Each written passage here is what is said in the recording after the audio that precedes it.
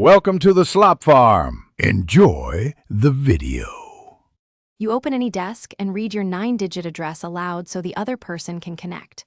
Once they send their address, type it into the remote desk field and press connect. If you want straightforward file exchange, choose file transfer mode before accepting. That prevents full remote control and makes transfers explicit. Make sure both sides have stable internet and that firewalls allow Anydesk. This minimizes interruptions. Now accept the incoming connection or request permission on the other endpoint to proceed.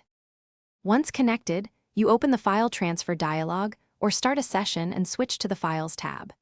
Select the files or folders you want, then navigate to the target folder on the remote side so you don't overwrite anything accidentally. Click Send and watch the progress. Anydesk shows transfer rates and remaining time so you can judge completion.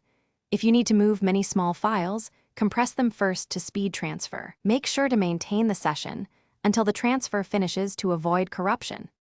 After transfer completes, you verify the files open correctly and that permissions allow use. If something went wrong, retry by sending a compressed archive or split large files into chunks to reduce packet loss effects. Make sure both sides run compatible Anydesk versions. Version mismatch can cause failures. If transfers still stall, temporarily disable strict firewall rules or use a wired connection for stability. Finally, end the session cleanly and confirm the recipient has a local copy. Thanks for watching. Consider subscribing if we helped you today.